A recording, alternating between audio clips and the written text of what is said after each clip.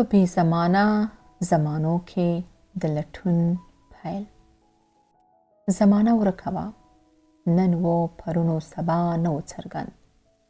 لوړو غرونو پریمانه زخمونه لرل او له هسکو څوکو یې د ویلې شوې واورې له شرشرو او رودونو سره کرښه کرښه وینې راتلې. خلکو ګمان کاوه چې د غرونو له زړونو غمي راوځي، سره غمي لکه لعلونه. د هسکو غرونو له زړه څخه راوتلي لعلونه د دې ځمکې د زخمونو څړیکې وې. دا څړیکې نه تمامېدې. زمانه نه وه چې زخمونو او دردونو ته یې پای وربخلی وای. څوک نه پوهېدل چې دا پرون و که نن که سبا. خو دومره خبر شول چې لاروی او لارښود په خپلې ورکې پسې ووتل.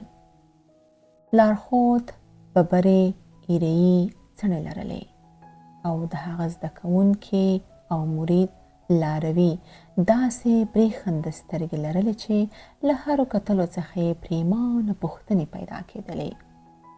لارښود د خپلې لاروي سترګې لوستلی او پوښتنې یې پکې موندلی شوې.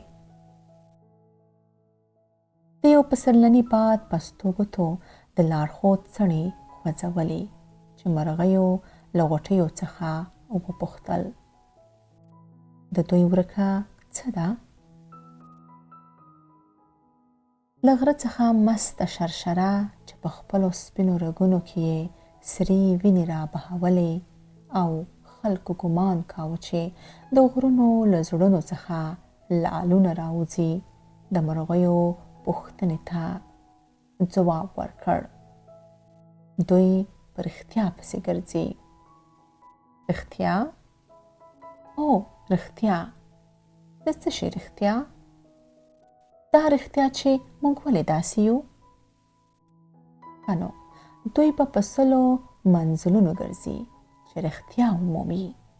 ښایي دوی د دې پوښتنې ځواب تر سلو مزلونو وروسته ومومي چې موږ ولې داسې یو. د مرغیو او غوټیو د پسرلني باد او سپینې شرشرې ترمنځ دا خبرې هیڅ چا وانه اورېدلې. پسرلني باد لا په پستو ګوتو د لارښود څڼې خوځولې او لاروي سترګې له پوښتنو ډکې وې. غرونه ولې زخمي دي؟ د هسکو سردرو له زړه څخه په سپینو اوبو کې ولې وینې رابهیږي؟ او خلک ګمان کوي چې لعلونه دي. دا وطن د لعلونو خزانه ده. یو شاعر یې ویلي: ای زما وطنه د لعلونو خزانې زما. دغه مستانه لیونی شاعر هم د دې غرونو د زړونو له زخمونو څخه رابهېدلې وینې لعلونه ګڼلي وو. آیا د خلکو زړونه هم زخمي دي؟ هو، دا د خلکو له سترګو څخه رابهېدلې وینې دي چې غرونه یې لکه سره لعلونه له خپلو زړونو بهوي او د سپینو واورو څوکو له هسک څخه په مستو رودونو او شرشرو کې رګ رګ رابهیږي او خلک ګمان کوي چې لعلونه دي. رښتیا زمانه ولې ورکه ده؟ د نن او پرونو سبا توپیر ولې نشته؟ دلته خلک د زمان په یوه تړلې کړۍ کې راڅرخي. د دوی نن له پرون سره توپیر نه لري او سبا یې نشته. دوی تل د پرون په حسرت او آرمان کې ژاړي. خو که یې وپوښتې کوم پرون، دوی نه پیژني، ځکه پرون یې هم لکه نن داسې و. 200 کاله پخوا یې یو بل شاعر ویلی و: خدایه څه شول هغه ښکلي ښکلي خلک، په ظاهر په باطن سپین سپېڅلي خلک. هیڅ خندا مې له دې خلکو سره نشي، ژړوي مې هغه تللي تللي خلک.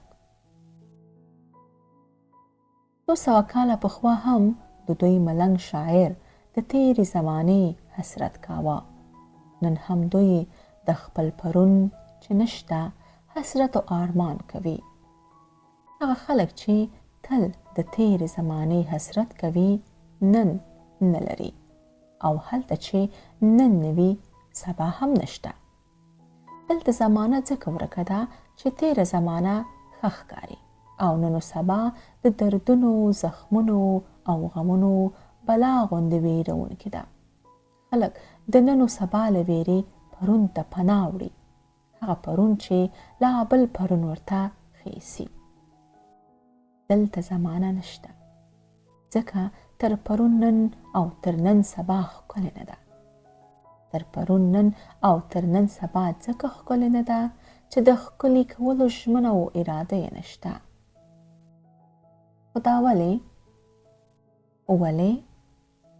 د همدې ولې ځواب خو هماغه ورکه رښتیا ده که نه؟ هغه ورکه رښتیا چې اوس به برسره لارښود او د هغه ځیرمن لاروی پسې په سفر وځي. هو، خو خدای خبر چې پیدا به یې کړي.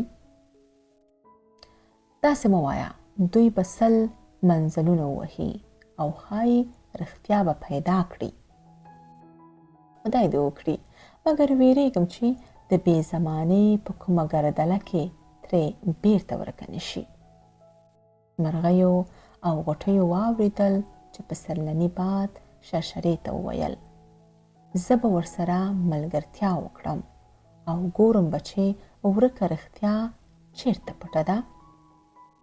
او داسې پسرلنی باد لکه یوه پسته او خوږه وږمه د دوو لارویانو ملګری شو.